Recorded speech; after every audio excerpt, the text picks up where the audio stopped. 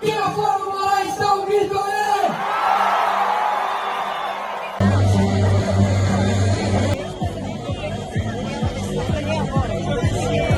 Volta Bolsonaro!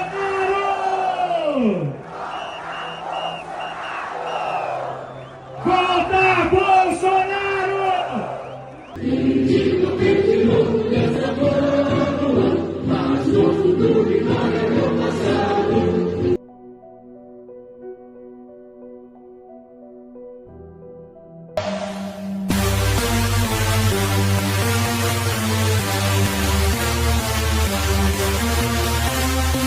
Alexandre de Moraes, falar alguma coisa pra você.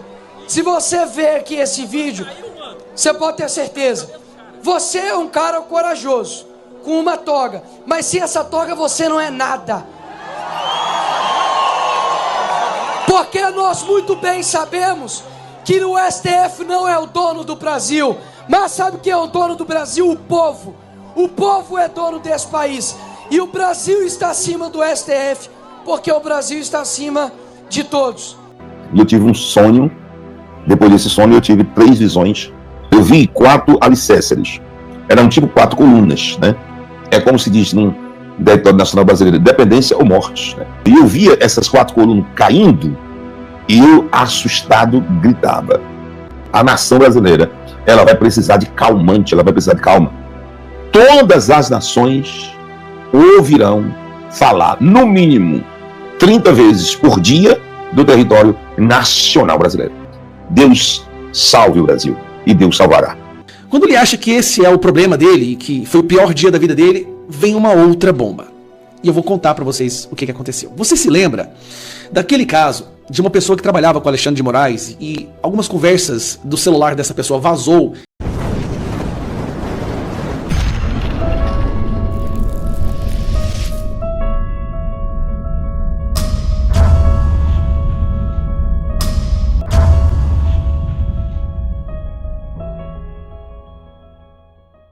Imagine o cenário: o Brasil enfrenta uma disputa frontal com os Estados Unidos sobre tarifas comerciais.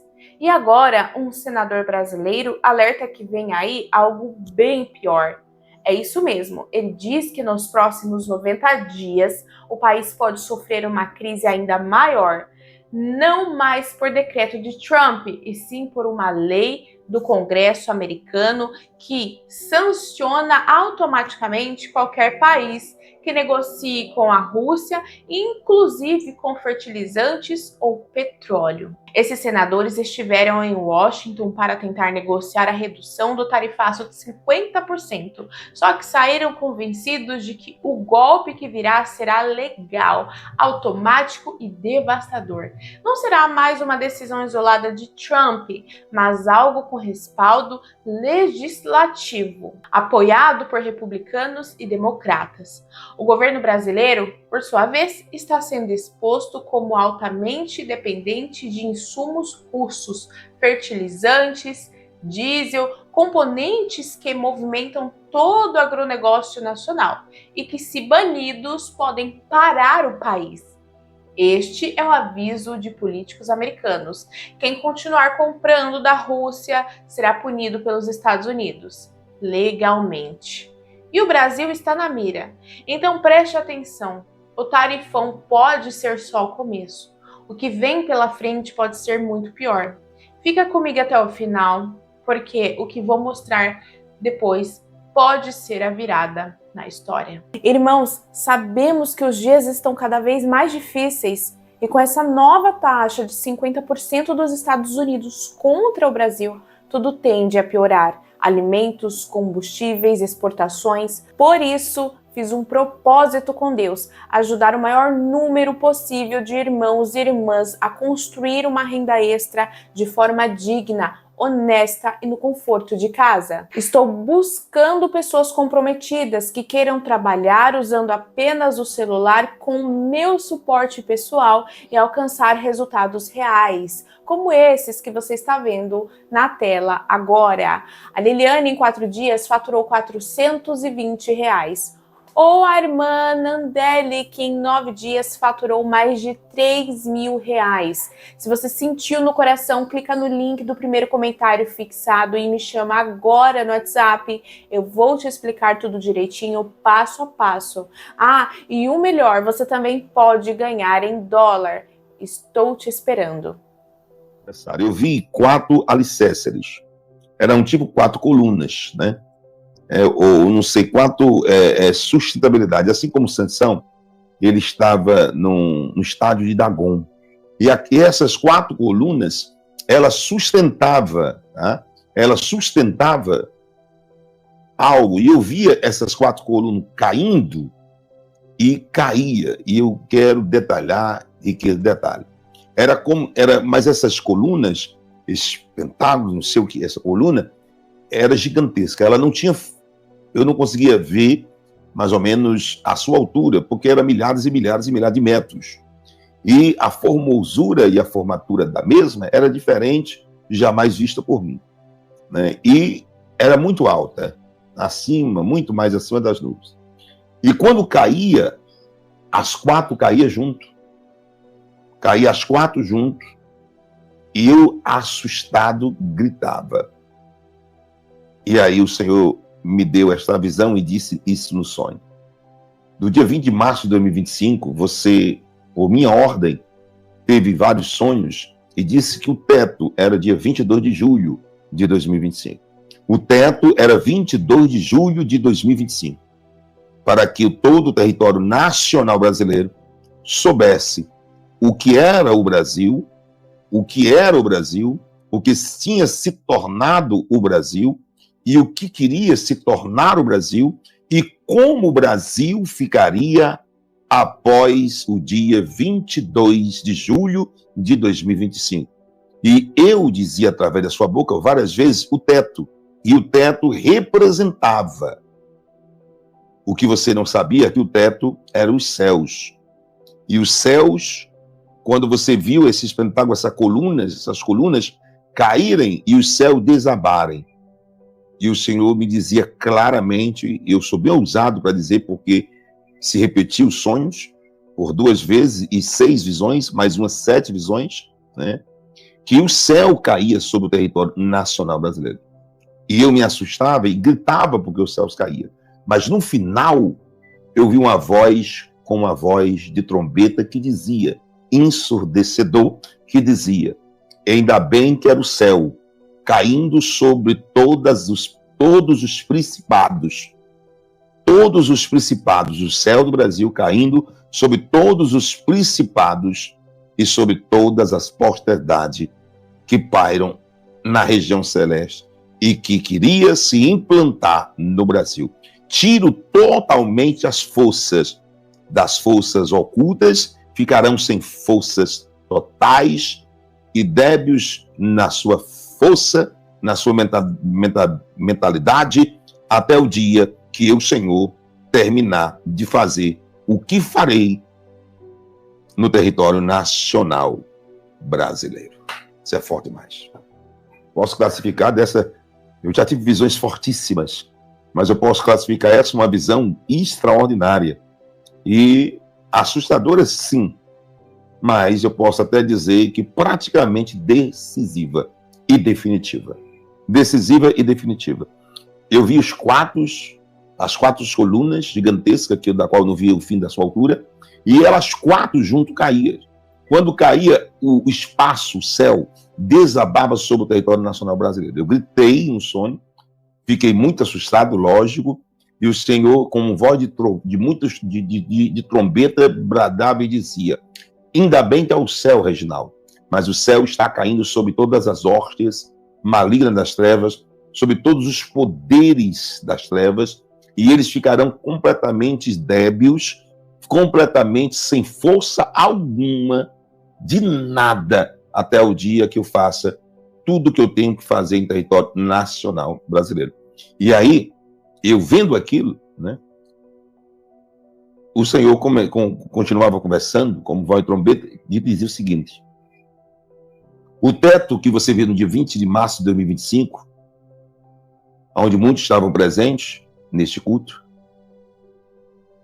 que ia até o dia 22 de julho de 2025, que ia até o dia 22 de julho, é os céus que descerão sobre todos os principados e todas as potestades do território nacional brasileiro. E após a data 22 de julho, todos vão saber os fatos e acontecimentos do dia 21 e do dia 22.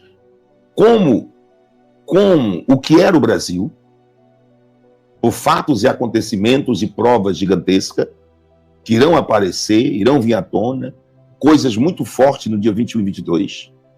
E eu quero deixar bem claro para os meus seguidores que já me acompanham há um bom tempo, eu não tenho que ficar repetindo, mas para as pessoas que chegam, sabe que eu não estou falando dessa data, né? Estão dizendo que até eu sou fanático por essa data, não é? É porque eu sei que é a data mais importante da história. Irão ter que recriar uma história, irão ter que recriar um livro de história na nação brasileira e colocar esta data nesse livro de história que será criado na nação brasileira com esta data 22 de julho de 2025. E o Brasil tem que estar preparado. Tome muito suco de maracujá, capim santo, erva doce, coisas que acalmam, né, o ser humano, que a nação brasileira ela vai precisar de calmante, ela vai precisar de calma. Vai precisar de calma. De certo que Deus libertará o território nacional brasileiro. De certo que Deus libertará o território nacional brasileiro. E será um novo Brasil. O Brasil tem mais ou menos dois significados, duas lógicas. Uma antes do dia 22 e outra depois do dia 22. Fatos e acontecimentos definitivos. Aí eu posso dizer assim, acabou. Aí todo mundo, até quem não tem entendimento, vai entender o que era o Brasil.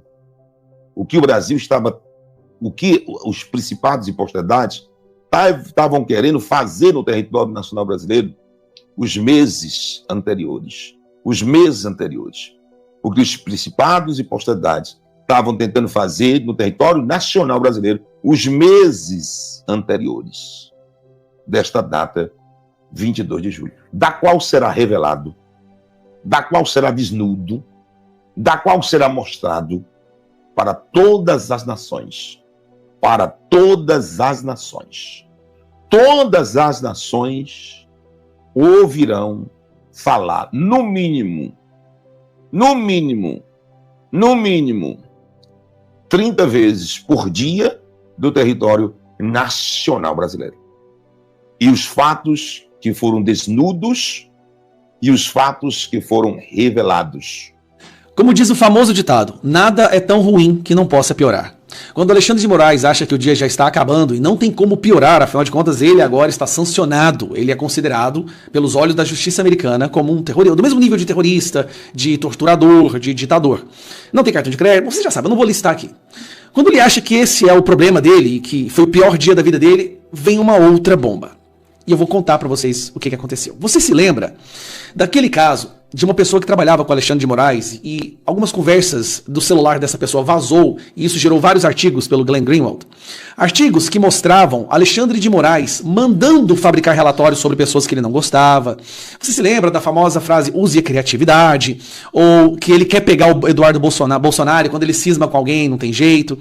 Aquelas conversas, tanto dele quanto dos seus auxiliares, dizendo claramente que era para censurar as pessoas que ele não gosta. Fabricar evidências, fabricar relatórios, onde ele usava a instituição de censura que ele criou no TSE em congruência com o STF. Aquilo deveria, se nós fôssemos um país sério, aquilo deveria ser o bastante para derrubar esse ministro. Para ter o impeachment dele, assim, imediatamente. Mas, obviamente, a imprensa trabalhou ativamente para proteger esse cara, protegeu, e aí ele tá aí. Temos Alexandre de Moraes. O que aconteceu hoje? Bom, esse cidadão aqui é o Eduardo Tagliaferro. A gente já falou dele várias vezes, você também já falou dele, né? Você já ouviu falar dele. Ele era o chefe de gabinete da censura. Ele não sabia que era um gabinete da censura quando ele foi começar a trabalhar lá. Mas ao longo do tempo ele foi percebendo muitas coisas estranhas, né? Decisões absurdas, perseguição. E aí depois vazou essas conversas do celular dele e ele começou a temer pela sua própria vida. Inclusive aqui são mensagens dele, né? Mas antes de eu morrer tenho que contar tudo de Brasília, só falta isso. Ele falou em vários momentos que se ele falasse o que ele sabe e as provas que ele tem, acabava com o STF, acabava com Alexandre de Moraes. Ele começou a ser perseguido, não sobrou outra opção a não ser fugir. Olha só, ex-assessor de Moraes foge para a Itália e ameaça fazer revelações. E agora eu quero mostrar para vocês esse cara aqui, ó, é o Eduardo Tagliaferro, tá aqui com Alan dos Santos, ele participou hoje da revista Timeline, que bateu recorde de audiência, inclusive. E aqui ele fala algumas coisas interessantes, que agora eu acho que o melhor a fazer é simplesmente escutar. Vambora, tô meio largado aí, não repara não que eu tô em casa aqui, ó. Nada. Mostra pro pessoal o que você tá bebendo aí, ó. Explica pro pessoal quem é você, o que aconteceu contigo. Fala aí, vamos lá. Eu sou o Eduardo Tagliaferro, o ex-chefe de gabinete da Teoria de Enfrentamento à Desinformação de Alexandre de Moraes, caí sem saber o que era, e passei tudo que você já sabe por aí, que acho que o pessoal também, se fizer uma breve pesquisa, vai saber, entendeu? Não é fácil. Sou um dos perseguidos também, estou junto no inquérito com todos vocês, né? Ainda não fui denunciado, mas provavelmente a partir de hoje eu serei denunciado. E o azar é só deles, que quanto mais eles fazem, mais eu faço. E se Deus quiser, o Tagliaferro estará aqui conosco nos Estados Unidos em breve, né, Tagliaferro? Se Deus quiser. Sim, estamos batalhando para isso. E denunciar, né? Porque você viu de perto, né? Sim. Se puder contar um pouco pro pessoal como que ele opera, o que ele faz, como é que foi a sua experiência dentro do gabinete lá, você vendo tudo acontecendo, você sem saber ainda direito o que estava acontecendo. Eu gosto muito quando você explica para as pessoas o estranhamento que você teve da ordem do Alexandre de Moraes, das pessoas honestas, assim, você sem entender aquilo, você falou assim, não, eu quero sair. Explica um pouco pro pessoal. Eu cheguei lá com um objetivo, né, com uma tarefa, e quando eu fui surpreendido, né, passou uma semana, um pouco mais, eu vi que a coisa era um pouco diferente. Não tinha visto nada de errado até então, errado assim, que fosse totalmente agressivo, mas eu percebi que existia de fato uma manipulação para, vamos dizer, perseguição, né, de direita, só entravam no gabinete coisas de direita, né, e nada de esquerda. Então isso me chamou muita atenção e eu comecei a questionar esse tipo de coisa, mas se longe já é difícil, imagina pessoalmente, né? Sim. E aí você, então, decidiu sair do Brasil para se proteger e poder, então, denunciar o Alexandre de Moraes, é isso? Sim. Tô fora, graças a Deus. Mais um que é obrigado a fugir do Brasil para denunciar os crimes do Alexandre de Moraes. Só que aí tem um problema. Ele não é direita radical nem nada disso. Ele trabalhava para o Alexandre de Moraes e não estava nem pra política, tá? E era chefe de gabinete. E estamos trabalhando para isso, né? Você mais que ninguém sabe, né? Esforço que é tudo isso. E com oração, né? Joelho no chão. Eu sei que você vai na missa todo domingo. A gente conversa já há um bom tempo. E se Deus quiser, eu quero, mesmo com a Liga Magnitsky, quero ver você aqui nos Estados Unidos conosco, aqui nos estúdios da Timeline, denunciando tudo que o Alexandre de Moraes fez. Porque você tem, né? Você tem muitas provas, né? Você participou ali dos grupos. Ele tentou... Não, como quer perguntar? Pode perguntar. Não, eu quero perguntar exatamente isso, Tagliaferro. Obrigado aí por participar aqui do Conversa Timeline. A gente já teve uma noção boa naquela série de reportagens da Folha de São Paulo, do Glenn Greenwald, sobre o que havia ali no gabinete do Alexandre de Moraes, de que maneira vocês eram pressionados a praticar uma série de abusos, arbítrios, ilegalidades. Mas a gente precisa saber, além daquele material que a gente já viu, né? O que você acha que tem de provas, né? O que você pode apresentar, né, que vai deixar muito claro para quem acha ainda que o Alexandre de Moraes é uma muralha em defesa da democracia, que é exatamente o contrário, ele é um grande tirano. O que você pode dizer para a gente em relação a isso? Tem bastante coisa, aquilo lá é só pontinha do iceberg, entendeu? Tem algumas coisas fraudulentas que foram feitas, e se ele vai me assistir, ele sabe do que eu tô falando, lá de agosto, de um ano aí, entendeu? Que a ordem era deletar, e eu, como sou uma pessoa instruída, uma pessoa que tem consciência, eu sempre guardei, porque um dia eu sabia que isso ia virar história e a gente ia ter que contar a verdade, entendeu? Tem bastante coisa assim, tenho bastante coisa. Não vou adiantar muito não, senão a gente perde a graça, entendeu? Uhum. Mas a brincadeira vai ser divertida. Tem conversa de PGR também, entendeu? Vixe, o Gonê tá no meio disso daí? Rapaz, vai cair todo mundo. O negócio era bem estruturado, né? Na verdade, ali em Brasília não é cada um por si, não. É uma união, é um grupo, viu? É um grupo terrível. Era um conluio, era uma gangue.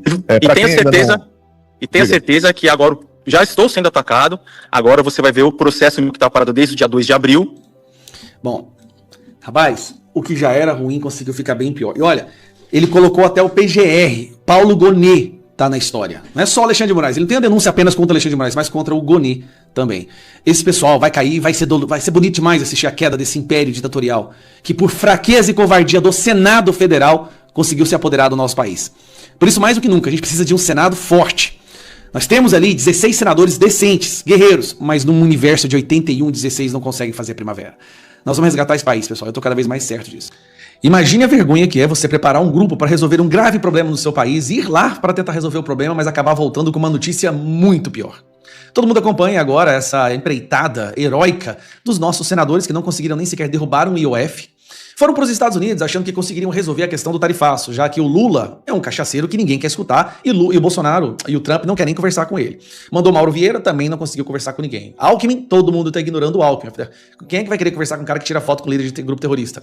Daí vão alguns senadores bem intencionados, acredito que sim. Foram bem intencionados, só que eles foram para lá no período que o Congresso americano está de férias.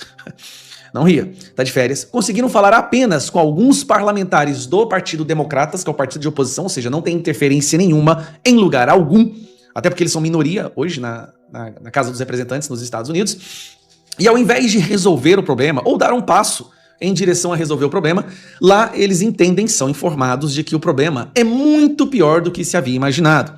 E aqui o senador Carlos Viana, dando uma entrevista para a Globo News, ele explica que essa tarifa de 50% não é nada comparado ao que o Congresso inteiro americano está prestes a votar. Nós, como o grande mérito que temos a oferecer desse trabalho, além da reabertura de diálogo de parlamento para parlamento, nós também estamos aqui levando ao Brasil antecipadamente um recado. Ou seja, o grande mérito deles é trazer o recado que a situação é muito pior. Há outra crise pior que pode nos atingir nos próximos 90 dias. Tanto republicanos quanto democratas foram firmes em dizer que eles irão aprovar uma lei que vai criar sanções automáticas para todos os países que negociam com a Rússia.